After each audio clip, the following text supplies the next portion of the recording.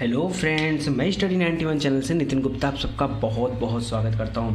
दोस्तों, आज हम पढ़ने वाले हैं दक्षिण भारत के एक ऐसे राजवंश के बारे में जिसके बारे में नॉर्मली आपको ज़्यादातर मटेरियल नहीं मिलेंगी पढ़ने के लिए। ठीक है, तो बिल्कुल आप अलर्ट होकर पढ़िएगा। ये सब ऐसे पॉइंट है ना जहाँ लोग फोकस नहीं करते हैं, लेकिन क्योंकि आप स्टडी 91 को फॉलो कर रहे हैं तो मैं चाहूँगा कि आप अपने किसी भी चीज़ को बेहतर तरीके से पढ़ें, चाहे वो कोई भी सब्जेक्ट हो। हर सब्जेक्ट आपका औरों से बेहतर होना चाहिए।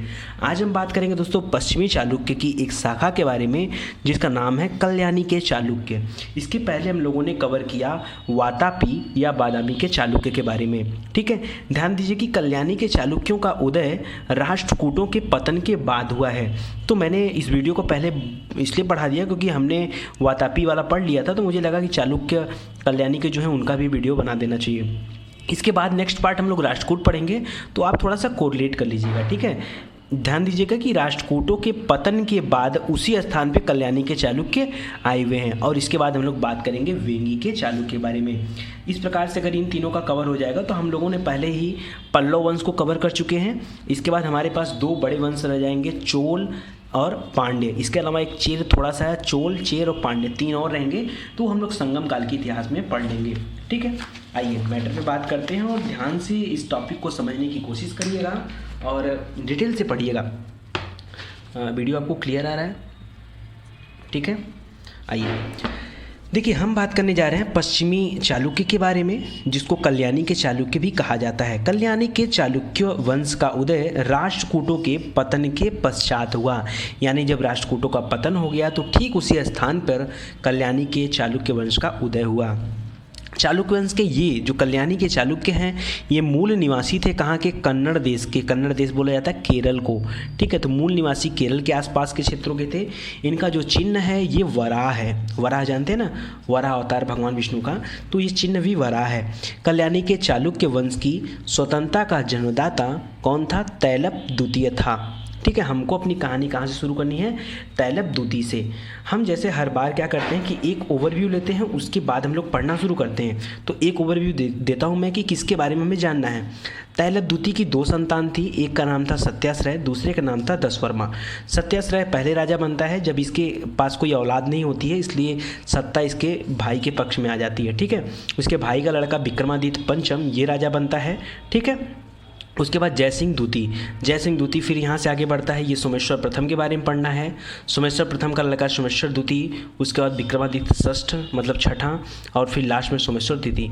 सोमेश्वर द्वितीय आखिरी शासक था, फिर यहीं से पतन चालू हो जाएगा और जगेदक मल्ल द्वितीय और तैलप द्वितीय तक आते आते पूरी तरीके से लगभग पतन हो चुका रहता है। थोड़ा सा शक्तिशाली शासक रहता है सोमेश्वर चतुर्थ, लेकिन वो सत्ता इतने ढंग से संभाल नहीं पाता है, लास्ट में विद्रोह हो जाता है और इनका पूरी तरीके से पतन हो जाता है। ठीक है, तो ये ओवरव्यू रहेगा हमारा पढ़ने का तरीका जो रहेगा। आइए अब अपनी कहानी शुरू करते हैं तैलप द्वितीय से। देखिए, इसके पूर्व तैलप द्वितीय हम लोग पढ़ रहे हैं तो तैलप प्रथम भी आपके माइंड में आ रहा होगा कि तैलप प्रथम आखिर कौन था। डायरेक्ट कहानी तैलप द्वितीय से क्यों शुरू हो रही है? क्योंकि हमने कहा कि इनके स्वतंत्रता का जन्मदाता कौन था। इनको कल्याणी के चालुक्यों को जो स्वतंत्रता मिली है वो किसकी वजह से मिली है? तैलप द्वितीय की वजह से मिली है, इसलिए पूरी की पूरी कहानी यहीं से बेस्ड है। हालांकि इसके पूर्व कीर्तिवर्मा तृतीय, तैलप प्रथम, विक्रमादित्य तृतीय, भीमराज, अय्यड़ प्रथम तथा विक्रमादित्य चतुर्थ के नाम मिलते हैं, लेकिन ये सभी जो रहते हैं राष्ट्रकूटों के सामंत रहते हैं। मतलब राष्ट्रकूट वंश के जो शासक रहते हैं उनके अंडर में ये सभी छोटे छोटे राजा जो है काम करते थे। ठीक है, तो इनका कोई स्वतंत्र अस्तित्व नहीं था। स्वतंत्र अस्तित्व जो बना है कल्याणी के चालुक्य का वो बना है तैलप द्वितीय से। वो कहाँ से बना है? तैलप द्वितीय से। एक अभिलेख है दोस्तों, उसका नाम है नीलगुंड अभिलेख। ठीक है, नीलगुंड अभिलेख। इसमें बताया गया कि अय्यड़ जो रहता है ना, यहाँ हम पढ़ रहे हैं अय्यड़ प्रथम, इस अय्यड़ की बात कर रहा हूँ। अय्यड़ ने राष्ट्रकूट नरेश कृष्ण द्वितीय की पुत्री से विवाह कर लिया। ध्यान समझिएगा, अय्यड़ प्रथम ने क्या किया? राष्ट्रकूट नरेश कृष्ण द्वितीय की पुत्री से विवाह कर लिया। जब हम लोग राष्ट्रकूट पढ़ेंगे तो वहाँ मैं आपको याद दिलाऊंगा कृष्ण द्वितीय के बारे में। ठीक है, कि इसी की पुत्री से अय्यर ने शादी किया था। तो इसकी पुत्री से कर लिया विवाह। अच्छा, विवाह करने का मेन उद्देश्य क्या था? विवाह करने का उद्देश्य था कि राष्ट्रकूट वंश के साथ वैवाहिक संबंध बनाकर अय्यर अपनी सामाजिक स्थिति और राजनीतिक स्थिति को मजबूत करना चाहता था। तो जब यहाँ से शादी किया तो उसकी स्थिति अपने आप मजबूत हो गई। उससे जो पुत्र पैदा हुआ वही पुत्र का नाम था विक्रमादित्य चतुर्थ। क्या नाम था? विक्रमादित्य चतुर्थ। विक्रमादित्य चतुर्थ ने भी अपना विवाह किया किससे? कलचुरी के राजा लक्ष्मण सेन की पुत्री से। किससे? कलचुरी के राजा लक्ष्मण सेन की पुत्री से। देखिए, इसके पिताजी ने राष्ट्रकूट नरेश कृष्णदूती की पुत्री से विवाह किया था और ये अपनी स्थिति को, अब भाई वैवाहिक संबंध बन ही गए थे, ननिहाल था इसका राष्ट्रकूट नरेश के यहाँ, तो अब ये चाहता तो राष्ट्रकूट नरेश के यहाँ किसी भी वजह से शादी कर सकता था किसी से भी, लेकिन वहाँ न करके इसने एक अलग राज्य के राजा से शादी किया ताकि इसकी स्थिति और भी मजबूत हो। कलचुरी राजा लक्ष्मण सेन की पुत्री जिसका नाम रहता है बोंथा देवी, बोंथा देवी से विवाह किया और इसी बोंथा देवी का पुत्र था तैलप द्वितीय, जिसकी वजह से हम पढ़ने जा रहे हैं किसको? कल्याणी के चालुक्य के बारे में। तो ये डिटेल रहा किसका? इस तैलप द्वितीय के बारे में। ठीक है, अब आइए अब थोड़ी बात करते हैं तैलप द्वितीय के बारे में और देखते हैं कि कितना शक्तिशाली था, कितना पराक्रमी था, उसने अपने जीवन में क्या किया। ये सभी शासक जो हम पढ़ रहे हैं ना, ये बीजापुर के आसपास के क्षेत्रों में रहते थे। बीजापुर दोस्तों कर्नाटक में पड़ता है, आप सभी को पता है। तो बीजापुर और उसके समीपवर्ती क्षेत्रों में इनका राज्य हुआ करता था। धीरे धीरे इन्होंने अपनी शक्ति का विस्तार किया और जब सत्ता हाथ में आई किसके? कृष्ण द्वितीय के हाथ में, क्योंकि कृष्ण द्वितीय की पुत्री से तो शादी किया था अय्यर प्रथम ने, तो वहाँ तक तो बात ठीक थी। अब कौन आ चुका है? अय्यर प्रथम के बाद आया विक्रमादित्य चतुर्थ, उसके बाद आ गया आपका ये नेक्स्ट हमने पढ़ने जा रहे हैं तैलप द्वितीय। अब तैलप द्वितीय तक तो कृष्ण प्रथम बना नहीं रहेगा, तो जाहिर बात है यहाँ पे आ गया कृष्ण तृतीय। और इसके जो उत्तराधिकारी थे ना, राष्ट्रकूट वंश का था भाई ये, तो इसके जो उत्तराधिकारी थे उनका नाम था खोट्टिग और कर्क द्वितीय। ये थोड़ा सा निर्बल थे, ये दोनों उत्तराधिकारी जो थे थोड़ा सा निर्बल थे। तो अगर कोई भी सत्ता में निर्बल शासक आएगा तो जान लीजिए कि दूसरी जो सत्ता है वो हावी हो जाएगी। तो इनके ऊपर हावी हो गए दूसरे लोगों ने। कैसे हावी होते हैं? देखिए, जब सत्ता आई खोट्टिग और कर्क द्वितीय के समय हाथों में, तो उस समय राष्ट्रकूट वंश की स्थिति धीरे धीरे अत्यंत दुर्बल होती चली गई। तैलप द्वितीय जो था इसका लाभ उठाकर राष्ट्रकूटों की राजधानी मान्यखेत पर हमला कर दिया। किसने? तैलप द्वितीय ने, जिसके बारे में पढ़ रहे हैं, जिसके बाद अस्तित्व आया। मैंने आपको एक लाइन में पहले ही बता चुका हूँ कि राष्ट्रकूटों के पतन के बाद क्या आएगा? कल्याणी के चालुक्यों का उदय हुआ है उसी जगह पे। ठीक है, तो देखिए वही तैलप द्वितीय है, उसने इन दोनों को हराया और कर्क द्वितीय की हत्या कर दिया और आके राष्ट्रकूटों की जो राजधानी थी मान्यखेत उसको अपने कब्जे में ले लिया। और यहीं से कहानी शुरू होती है कल्याणी के चालुक्य वंश के बारे में। ठीक है, मान्यखेत को उसने राजधानी भी बनाया भाई, पहले से राजधानी थी, फेमस थी, सारे डिपार्टमेंट वहाँ ऑलरेडी बने हुए थे, तो इसने भी अपनी राजधानी कहाँ बनाई? मान्यखेत। तैलप द्वितीय का युद्ध हुआ परमार शासक मुंज से। मुंज एकमात्र ऐसा शासक था जिससे तैलप द्वितीय जीत न पाया। बाकी अगल बगल के छोटे छोटे लोगों से कई बार युद्ध हुए तो बहुत सारी जीत इसने हासिल की, लेकिन मुंज से काफ़ी लंबा संघर्ष हुआ। ऐसा कहा जाता है कि तैलप द्वितीय ने मुंज के ऊपर लगभग 6 बार हमला किया, लेकिन हर बार वह पराजित रहा, मुंज हमेशा जीतता रहा। ऐसा कहाँ लिखा हुआ मिला?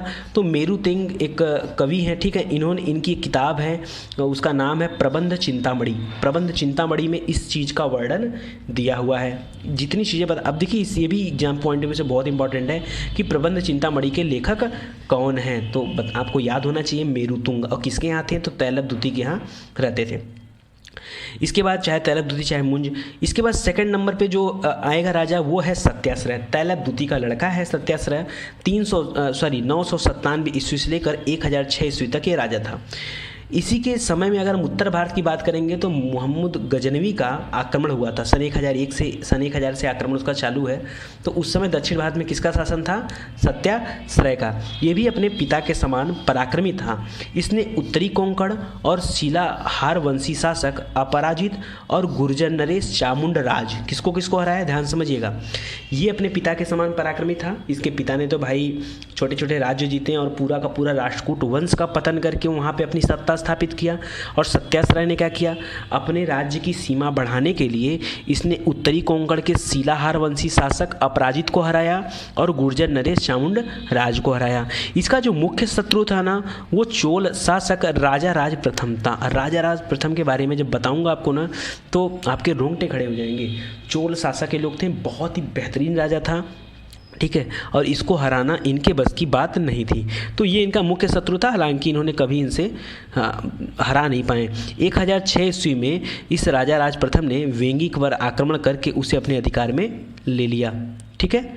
इसके बाद देखिए, सॉरी इसको कर रहा हूँ, इस सत्याग्रह ने, ठीक है। आगे देखिए क्या होता है, विक्रमादित्य पंचम, जो तीसरा राजा बना वो बना विक्रमादित्य पंचम। अच्छा, विक्रमादित्य चतुर्थ याद है ना आपको? विक्रमादित्य चतुर्थ अय्यर प्रथम का लड़का, ठीक है, जिसकी शादी हुई थी बोंथा देवी से, कलचुरी शासक की, और उसी से लड़का पैदा हुआ था तैलप द्वितीय, जिसने स्थापना किया चालुक्य वंश का। वो विक्रमादित्य चतुर्थ था और ये विक्रमादित्य पंचम है, ठीक है। 5वें नंबर का 1006 से लेकर 1015 ईस्वी तक इसका शासन है। सत्याग्रह राय का कोई पुत्र नहीं था, ठीक है, अपना, इसलिए उसका भतीजा जो था दशवर्मा, मैंने बताया था आपको, दशवर्मा का पुत्र जो है राजा बनाया गया। तो विक्रमादित्य आ गया, लड़के के समान ही समझता था, नहीं सत्ता नहीं देता, किसी अपने भतीजे को कोई सत्ता देगा, तो ये अपने पुत्र के समान ही मानता था। हाँ, कैथोम लेख में उसे यशस्वी और दानशील शासक बताया गया। तो इसने बहुत ज़्यादा लड़ाई वड़ाई नहीं की, क्योंकि पर्याप्त रूप से चालुक्य वंश जो है फैल चुका था, विस्तार हो चुका था, तो इसके ज़माने में उतनी लड़ाई झगड़े नहीं हुए। नेक्स्ट जो है दोस्तों, अगला जो राजा बना वो बना जयसिंह द्वितीय, चौथे नंबर का राजा है। 1015 से लेकर के 1043 ईस्वी तक ये राजा है। इसके बाद इसका भाई जयसिंह, ये आ गया, मतलब उसका विक्रमादित्य पंचम का भाई जयसिंह द्वितीय राजा बना, ठीक है। इसके समय में मालवा के शासक राजा भोज ने आक्रमण किया, किसके ऊपर? इसके ऊपर, मतलब कल्याणी के चालुक्यों के ऊपर आक्रमण किया राजा भोज ने। सुना ना, कहाँ राजा भोज, वही वाला राजा भोज है, ठीक है। तो ये मालवा के शासक थे, परमार शासक थे, और इन्होंने आक्रमण करके उसके क्षेत्र में दो जगह थे, एक लाट और एक कोंकण, दोनों पे अपना अधिकार कर लिया। बाद में जयसिंह द्वितीय ने फिर से राजा भोज से लड़ाई होती है, तो बाद में जयसिंह द्वितीय जीत जाता है और राजा भोज हार जाते हैं। पहली बार में कौन जीतता है? राजा भोज जीतते हैं। दूसरी बार में कौन जीतता है? जयसिंह द्वितीय जीतता है। 1019 में वेंगी का शासक विमलादित्य की मृत्यु के बाद कहानी पूरी गड़बड़ हो जाती है। 1019 में जब वेंगी भाई चालुक्यों की, पूर्वी चालुक्यों की शाखा है यहाँ पे, ठीक है। तो जब यहाँ के शासक विमलादित्य की मृत्यु होती है ना, तो वहाँ जो इसकी शादी हुई रहती है चोल राजकुमारी से, तो उसके चोल राजकुमारी का एक पुत्र रहता है। पहले चोल राजकुमारी का नाम जानिए, कुंदवय देवी। कुंदवय देवी से उत्पन्न पुत्र का नाम रहता है राजाराज, और उसका सौतेला भाई विष्णुवर्धन विजयादित्य सप्तम, ठीक है ना। ये इनके बीच में संघर्ष चालू हो जाता है। देखिए ध्यान समझिएगा मैं जो बताने जा रहा हूँ। वेंगी क्या है? पूर्वी चालुक्य की शाखा है। वेंगी उनकी राजधानी रहती है पूर्वी चालुक्यों की। वहाँ का जो राजा रहता है उसका नाम रहता है विमलादित्य। विमलादित्य की अचानक से मृत्यु हो जाती है, तो उसकी तो भाई राजा की कई रानियाँ होती हैं, तो उसमें से जो चोल राजकुमारी थी ना, ठीक है, इसने चोल राजकुमारी से शादी भी किया था, तो उसमें से जो चोल राजकुमारी थी उसका नाम था कुंदवय देवी, और उससे जो पुत्र उत्पन्न हुआ था उसका नाम था राज, ठीक है। तो ये चाहती थी कि मेरे पुत्र को गद्दी मिले, और एक इसका सौतेला भाई था। सौतेला भाई मतलब विमलादित्य की दूसरी पत्नी से पैदा हुआ पुत्र, उसका नाम था विष्णुवर्धन विजयादित्य। तो इन दोनों राजा राज और इन दोनों के बीच में संघर्ष होने लगा। कहाँ पे? वेंगी में। और हम तो पढ़ रहे हैं कल्याणी के चालुक्य, तो वेंगी के चालुक्य की गद्दी के लिए कोई संघर्ष हो रहा है, तो इसमें कल्याणी के चालुक्य का क्या रोल है? रोल ये है कि ये जो जयसिंह द्वितीय रहता है ना, ये सहायता करने पहुंच जाता है किसकी? विष्णुवर्धन विजयादित्य की, क्योंकि इनके खानदान की पहले लड़ाई चलती आ रही है किसके साथ? किससे? चोलों से। तो इन्होंने चोलों का साथ नहीं दिया, कुंदवय देवी का साथ इसलिए खाली नहीं दिया क्योंकि वो एक चोल राजकुमारी है, ठीक है। तो अब देखिए इन्होंने इसका सहायता दिया और आक्रमण कर दिया वेंगी पर कि हम गद्दी दिलाएंगे किसको? विष्णुवर्धन विजयादित्य सप्तम को हम गद्दी दिलाएंगे। ऐसा कौन सोच रहा है? ऐसा जयसिंह सोच रहा है, जयसिंह द्वितीय ऐसा सोच रहा है।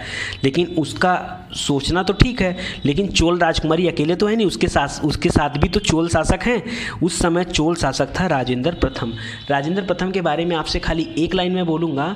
राजेंद्र प्रथम दक्षिण भारत का वह शक्तिशाली राजा था जिसने भारत के अलावा 1200 द्वीपों पर कब्जा किया था। ये जो आप सुनते हैं इंडोनेशिया, जावा, सुमात्रा, कंबोडिया, श्रीलंका, इन सारे के सारे द्वीपों पर किसका अधिकार था? राजेंद्र प्रथम का अधिकार था। चोल शासक के पास अपनी नौसेना शक्ति थी उस ज़माने में। तो आप सोच सकते हैं कि कितना खतरनाक और कितना पराक्रमी राजा है। और इसको लगता है जयसिंह द्वितीय को कि अगर इनसे लड़ाई हो जाए तो ये आगे टिक भी सकते हैं। ठीक है, अब देखिए क्या करता है। राजेंद्र चोल को जैसे ही पता चलता है, राजेंद्र चोल अपनी सेनाओं को 2 भागों में बांट देता है। राजेंद्र चोल अपनी सेना को 2 भागों में बांट देते हैं। एक भाग का नेतृत्व खुद राजेंद्र चोल करता है और मास्की एक जगह है, मास्की में युद्ध होता है, वहाँ जयसिंह को पराजित करता है। ठीक है, जयसिंह हार गए। अब देखिए जयसिंह राजा हैं कहाँ के? कल्याणी के चालुक्य है ना। ये कल्याणी चालुक्य के राजा लड़ने गए थे किसके लिए? वेंगी के चालुक्य के लिए। अपने भी हार गए, ये हार गए, तो अब तो वेंगी भी इनके हाथ से चला जाएगा और चालुक्य जो वहाँ कल्याणी के चालुक्य वो भी चला जाएगा। ऐसी कंडीशन बन गई है कि नहीं। अब देखिएगा क्या हुआ। और जो दूसरी सेना था वो पहुंच गया विजयादित्य को पराजित करने, कहाँ? वेंगी पर। विजयादित्य को पराजित करके वेंगी पर अधिकार कर लिया। तो राजेंद्र चोल ने क्या किया? चुमार के पहले लड़ाई किया। लड़ाई में क्या किया? जो वेंगी था उस पर अधिकार कर लिया। अच्छा, अधिकार करके क्या करेगा? अपने तो राजा बनेगा नहीं भाई, चोल राजकुमारी वहाँ अवेलेबल है ना, उसका जो पुत्र है राज उसको जो है राजा बना दिया जाएगा। ठीक है, तो वेंगी की बात खत्म। इधर बेचारे जयसिंह द्वितीय हार के पराजित हो गए, इनकी भी कहानी खत्म। इसके बाद कहानी बनती है देखिए सोमेश्वर प्रथम की। अगला जो राजा आता है 5वें नंबर पे वो आता है सोमेश्वर प्रथम। 1043 से लेकर के 1068 तक यह राजा रहता है, काफ़ी लंबे समय तक। और देखिए क्या होता है, इसने अपनी राजधानी तुरंत मान्यखेत से हस्तांतरित कर दिया कल्याणी। मान्यखेत शुरू में राजधानी थी ना, तैलप द्वितीय जब जीता था तब से राजधानी वहीं पे थी मान्यखेत, उसने ट्रांसफ़र कर दिया कल्याणी। इसके बाद से इनको कल्याणी के चालुक्य पुकारा जाने लगा। इसके पहले इनको सिर्फ चालुक्य कहा जाता था। ठीक है, चालुक्य की पूर्वी शाखा। इसके बाद इसका नाम क्या पड़ गया? कल्याणी के चालुक्य। सोमेश्वर प्रथम जो रहता है ये थोड़ा शक्तिशाली रहता है। इसने मगध को अपने में मिलाया, कलिंग को मिलाया, अंग को मिलाया। इन यहाँ के जितने भी इसके शत्रु थे सबको हरा करके जो है अपने वश में कर लिया, पूरे के पूरे राज्य को अपने अधिकार में कर लिया। ऐसा उल्लेख मिलता है नांदेड़ के लेख के अनुसार। ठीक है, किसके अनुसार? नांदेड़ के लेख के अनुसार। चोलों के सिवाय कहा जाता है कि चोलों के सिवाय अन्य सभी युद्धों में उसने जीत हासिल की। सोमेश्वर प्रथम ने चोल से जीतने के अलावा जितने भी छोटे छोटे राज्य थे सबको जीत लिया। सोच रहे, मगध को जीत लिया, कलिंग को जीत लिया, अंग को जीत लिया। इसके अलावा जो छोटे छोटे राज्य थे सबको जीत लिया, सिर्फ किसको नहीं जीत पाया? चोल को। तो चोल भी थे भी तो यार उतने खतरनाक, उतने पराक्रमी, उतने बलशाली, तो उनसे कैसे जीत जाता। यहाँ तक कि राजा भोज को भी इसने आत्मसमर्पण करने के लिए मजबूर कर दिया। मालवा का शासक, परमार शासक राजा भोज, उनको भी आत्मसमर्पण करने के लिए मजबूर कर दिया। तो सोमेश्वर प्रथम बहुत ही टैलेंटेड है, लेकिन चलिए चोलों से नहीं जीत पाया। हालांकि इसकी लड़ाई हुई किससे? सोमेश्वर प्रथम की लड़ाई हुई राज से। वही जो चोल राजकुमारी कुंदवे देवी थी उनसे जो पुत्र उत्पन्न हुआ था, जिसके लिए इसके पीछे जयसिंह ने लड़ाई किया था, उसी से इसकी लड़ाई हो जाती है। 2 युद्ध होता है, एक कोप्पम का युद्ध है, एक कुंडल संगमम का युद्ध है। दोनों युद्धों में राज जीत जाता है, दोनों युद्धों में सोमेश्वर की हार हो जाती है। सोमेश्वर इस बात से नाराज हो जाता है कि मैं पूरा मतलब कि मैं आज तक कहीं नहीं हारा और मैं चोलों से हार जा रहा हूँ, और इसी गम में वह तुंगभद्रा नदी में कूदकर आत्महत्या कर लेता है। इतना अच्छा राजा होने के बावजूद खाली हर्ट हो जाता है बेचारा। ठीक है, तुंगभद्रा नदी में कूदकर आत्महत्या कर लेता है। बस थोड़ा सा और दोस्तों, इसके बाद देखिए आगे क्या होता है। आगे आता है 6ठे नंबर का राजा। ठीक है, 6ठे नंबर पे आता है सोमेश्वर प्रथम का लड़का है सोमेश्वर द्वितीय। ठीक है, अब देखिए क्या होता है। इसका छोटा भाई जो सोमेश्वर द्वितीय है, इसकी बात कर रहा हूँ, इसका छोटा भाई शुरू से ही महत्वाकांक्षी रहता है। उसका नाम रहता है यहाँ देखिए सोमेश्वर प्रथम के 2 लड़के थे, एक सोमेश्वर द्वितीय, एक विक्रमादित्य षष्ठ। विक्रमादित्य षष्ठ बहुत ही बड़ा राजा है और ये सबसे प्रतापी शासक माना जाता है ये कल्याणी के चालुक्य में, और इसके बारे में भी आएंगी बात। तो अभी हम पहुँचे कहाँ तक, इसको देखिए यही कूदकर हत्या कर लिया है। भाई अच्छा राजा था, सबको हराया और खाली चोलों को नहीं हरा पाया। सोमेश्वर द्वितीय की बात करूं तो सोमेश्वर द्वितीय के बारे में पढ़ने जा रहे हैं। सोमेश्वर द्वितीय के टाइम में भी सबसे ज़्यादा महत्वाकांक्षा किसकी थी? विक्रमादित्य षष्ठ की थी। अब आ गया चोल नरेश इंटरफेयर करने लगे। चोल नरेश क्या सोच रहे थे कि चोल नरेश सोच रहे थे किसी भी तरह से ये जो चालुक्य हैं, कल्याणी के चालुक्य, इनकी समाप्ति हो जाए। अब चोल नरेश ने दिमाग लगाया और दोनों भाई में फूट डलवा दिया। देखिए कैसे फूट पड़ती है। चोल नरेश वीर राजेंद्र प्रथम ने, भाई राजेंद्र प्रथम की बात कर रहा हूँ, ठीक है, राजेंद्र प्रथम ने सोमेश्वर प्रथम के राज्य पर आक्रमण किया। ठीक है, सोमेश्वर द्वितीय के भाई सोमेश्वर प्रथम क्या सोमेश्वर द्वितीय का भी कह सकते हैं कि उनके राज्य पर आक्रमण, क्योंकि इसके बाद तो इसी के हाथ में सत्ता थी, तो इसके ऊपर आक्रमण किया राजेंद्र प्रथम ने। सोमेश्वर द्वितीय के भाई विक्रमादित्य ने क्या किया, तुरंत एक संधि प्रस्ताव भेज दिया। जान गया ना कि यहाँ जीत नहीं पाते हैं। देखिए कई बार क्या होता है ना, युद्धों में हमें कूटनीति से भी जीत हासिल करना चाहिए, बहुत जोर शोर के साथ हवा पानी बनाने की जरूरत नहीं है। अगर आप देख रहे हैं कि युद्ध हमारे फेवर में नहीं है तो तुरंत वहाँ संधि एक अच्छा विकल्प होता है। तो इसने क्या किया, तुरंत संधि कर लिया कुछ लोगों के साथ मिलकर, और वीर राजेंद्र ने इस संधि के दौरान अपनी एक पुत्री का विवाह किससे करा दिया, विक्रमादित्य षष्ठ से, छठे से। अब अपने पुत्री का विवाह इससे करा दिया, अब ये तो हो गया दामाद, और इसी का सगा भाई इसके खिलाफ अब खड़ा हो जाएगा। अब देखिए होता क्या, इसके बाद सोमेश्वर द्वितीय पर दबाव बनाया गया राजेंद्र प्रथम के द्वारा, दबाव बनवाकर और अपने दामाद को चालुक्य राज्य के दक्षिणी भाग पर युवराज घोषित करवा दिया। ये बात सारा सोमेश्वर द्वितीय बड़े दबाव में आके कर रहा था, ठीक है, लेकिन उसके मन की भड़ास निकलना चाह रही थी, और इस तरह से चालुक्य जो राज्य था ये दो भाग में तो बट गया, लेकिन इसका जो सोमेश्वर द्वितीय जो था राजा था, इसका मन भी दो भाग में बट गया। इसने डिसाइड कर लिया कि विक्रमादित्य को अब मार देना है। सोमेश्वर द्वितीय ने एक संधि किया कुलोतुंग से। कुलोतुंग ये जो है एक राजा रहता है, मैं आऊँगा इसके वंश के बारे में बताऊँगा आपको डिटेल से। ये जो है चोल चालुक्य संघर्ष के बाद यही राजा बीच में उभरा था, तो ये भी काफ़ी मजबूत रहता है। सोमेश्वर प्रथम और कुलोतुंग दोनों मिल करके इन दोनों ने हमला कर दिया। किसके ऊपर, सबसे पहले हमला कर दिया इन्होंने विक्रमादित्य के ऊपर।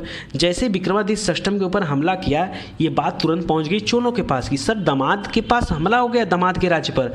चोलों ने तुरंत अपनी सेना को उठा के दामाद जी के साथ लगा दिया, ठीक है। अब चोलों की सेना विक्रमादित्य के साथ मिलकर इन दोनों के ऊपर हमला कर दी, इन दोनों का हमला कर दी। कुलोतुंग तो भाग गया, पकड़ा कौन गया, सोमेश्वर। सोमेश्वर को बंदी बना लिया गया और आजीवन कारागार में डाल दिया गया। 1076 में खुद विक्रमादित्य षष्ठ जो रहता छठा, वो अपने आप को सम्राट घोषित कर लिया और गद्दी किसके फेवर में चली गई, विक्रमादित्य षष्ठ की, ठीक है।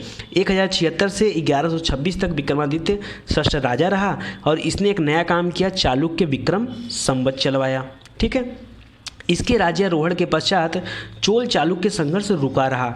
अरे क्यों ना रुकता भाई, दामाद के साथ मार करोगे, रुकना ही था। तो चोल चालुक्य का जो संघर्ष चल रहा था वो कुछ समय के लिए रुक गया। उसका शासनकाल सामान्यतः शांतिपूर्ण रहा। जैसे सोमेश्वर सेकंड की हत्या हुई, मतलब उनको कारागार में डाला, वहीं मर गए, उसके बाद इसका काल जो है शांतिपूर्ण रहा।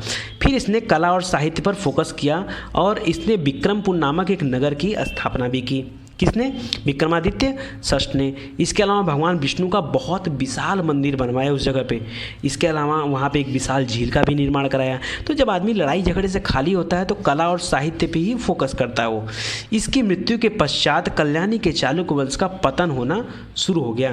कहानी तब खराब होती जब विक्रमादित्य षष्ठ मरने जाता है, क्योंकि दामाद जी जाएंगे फिर हालत इनकी खराब हो जाएगी। अगला राजा बना सोमेश्वर तृतीय, ठीक है, और इसके काल में अवनति स्टार्ट हो गई, ठीक है। 1123 से लेकर 1138 तक के राजा रहा। इसने उपाधि धारण की भूलोक मल्ल, त्रिभुवन मल्ल, इतनी हैवी उपाधि धारण करके भी कुछ कर न सका। 1033 में चोलों की सेना ने गोदावरी के तट पर सोमेश्वर तृतीय को बुरी तरह पराजित कर दिया। अरे भाई संबंध दामाद जी से था ना, इससे थोड़े था, तो इसको जो है पराजित कर दिया और वहाँ पे अधिकार करना चाहा। हालांकि अधिकार नहीं हो पाया। इसके जो दो लड़के थे सोमेश्वर तृतीय के, उन दो लड़कों ने वहाँ शासन करना चाहा, लेकिन अयोग्य थे एक प्रकार से, उनको योग्य नहीं कहा जाएगा, ठीक है, उतने अच्छे नहीं थे। 9वें नंबर के शासक बने जगेदक मल्ल और 10वें नंबर का शासक बना तैलप तृतीय। तैलप तृतीय के समय में आते आते जगेदक मल्ल कुछ बचाव करना चाहता था, ठीक है, उसका राज्य धीरे धीरे सिकुड़ता जा रहा था। अगल बगल के जो छोटे छोटे राज्य थे वो स्वतंत्र होते जा रहे थे। तैलप तृतीय के आते आते होयसल, कलचुरी, यादव वंश, ये सभी के सभी स्वतंत्र हो गए। अब जो है कल्याणी के जो चालुक्य थे उनका अंत सुनिश्चित हो गया। लास्ट में एक राजा आता है सोमेश्वर चतुर्थ, 1181 से लेकर 1189। याद रखेगा इस टाइम आ गया मोहम्मद गौरी का टाइम। इस समय उत्तर भारत में मोहम्मद गौरी का युद्ध चल रहा था, ठीक है। 1191 1192 जब आपका आएगा तो तराइन प्रथम तराइन द्वितीय जो पृथ्वीराज चौहान के साथ हुआ, ठीक है, उनके बारे में हम लोग पढ़ा जाएगा आगे। तो ये उसी टाइम का बात है। हाँ, ये थोड़ा शक्तिशाली था। इसने देखा कि जो हमारे पहले होयसल हैं, कलचुरी हैं, यादव हैं, ये पहले हमारे राज्य के अधीन में थे, अभी इन्होंने अपनी स्वतंत्रता की घोषणा कर दिया। ये आते ही तुरंत हमला कर दिया किसके ऊपर? होयसल और कलचुरियों के ऊपर। होयसल को तो पूरी तरीके से नहीं समाप्त कर पाया, लेकिन कलचुरियों की सत्यानाश कर दिया, उनका पूरी तरीके से उन्मूलन कर दिया, खत्म। इसीलिए इसने उपाधि धारण की कलचुर्य कुल निर्मूलता, कलचुर्य कुल निर्मूलता सोमेश्वर चतुर ने। लेकिन करना चाह रहा था, अब सबको धीरे धीरे करके अपने अंडर में लेना चाह रहा था, लेकिन एक बैग क्या हुआ, थोड़े समय बाद ही चातुर्दिक विद्रोह होने लगा। चारों तरफ से उसके राज्य में विद्रोह होना चालू हो गया, कहीं होयसल, कहीं चोलों के द्वारा, कहीं यादवों के द्वारा। खुद चालुक्य के अंदर के जो छोटे छोटे मंत्री थे उन्होंने भी विद्रोह करना चालू कर दिया। उसके बाद इसकी कहानी ख़त्म हो गई, यहीं पर चैप्टर द एंड हो जाता है, ठीक है। और चालुक्यों के जो कल्याणी के चालुक्य थे, इस वंश की समाप्ति हो जाती है। तो दोस्तों, मुझे लगा कि आपको ये वीडियो अच्छा लगा होगा, उम्मीद करता हूँ, क्योंकि ये ऐसी टॉपिक है जो आपको पूरे यूट्यूब पर इतने डिटेल में कहीं नहीं मिलेगी। तो मैं अभी अपना माइंड एक जगह सेट करके सिर्फ ये चाह रहा हूँ कि एक बार मैं पूरी हिस्ट्री, पूरी ज्योग्राफी, पूरी पॉलिटी, पूरी हिंदी, पूरी इकोलॉजी, साइंस, ये सब मैं आपको पढ़ा दूँ बिना इधर उधर की बात किए। उसके बाद अपने मन की बातें करूँगा कि मैं क्या चाहता हूँ, क्या नहीं चाहता हूँ, वो सारी बातें बाद में रहेंगी कि मेरा टारगेट क्या है, मेरा गोल क्या है, आप मेरे साथ कहाँ तक साथ दोगे। अभी आपका फ़र्ज़ सिर्फ ये है कि जितना चीज़ें मैं देते जा रहा हूँ उतना चीज़ें आप पढ़ते जाएँ। इसके बाद मेरा फोकस है कि मैं आपको क्वेश्चन आंसर की प्रैक्टिस भी कराऊंगा, चाहे वो आईएएस में आए हो, चाहे वो पीसीएस में आए हो, चाहे आपके एसएससी के एग्जाम हो, चाहे वो किसी भी एग्जाम के क्वेश्चन हो, उन सारे क्वेश्चन को हम लोग एक साथ प्रैक्टिस करेंगे, ठीक है। तो वो जल्दी ही मैं चालू कर रहा हूँ, हो सकता है कल तक आपको वो वीडियो मिल जाए, हो सकता है आज ही मिल जाए, ठीक है। तो उसको ज़रूर से करिएगा, वीडियो को फिर से देखिएगा और उसको सॉल्व करिएगा, सारे क्वेश्चन आपसे सॉल्व होंगे। ऐसे क्या होगा कि आप एग्जाम के लिए एकदम तैयार हो जाएंगे, ठीक है। चलिए, बहुत बहुत धन्यवाद आपका। और हाँ, अगर वीडियो पे ऐड आता है दोस्तों तो उस ऐड को पूरा देखा करिए, उस ऐड को स्किप मत किया करिए। मैं बार बार आपसे निवेदन करता हूँ, प्लीज़ उस ऐड को पूरा देखिए और चैनल को सब्सक्राइब कराइए। सब्सक्राइबर रुक गए भाई, थोड़ा सा मेहनत करो और लोगों तक शेयर करेंगे आप तो लोग सब्सक्राइब करेंगे, या लोगों को सजेस्ट करिए। क्योंकि अगर मैं चाहता तो ये सब सारी चीज़ें आपको क्या बताने की ज़रूरत है, लेकिन मैं चाहता हूँ कि मेरा देश आगे बढ़े, आप आगे बढ़ें, तो आप भी चाहिए कि हम और आगे बढ़ें और आप भी आगे बढ़ें, ठीक है। चलिए, बहुत बहुत धन्यवाद, थैंक यू सो मच।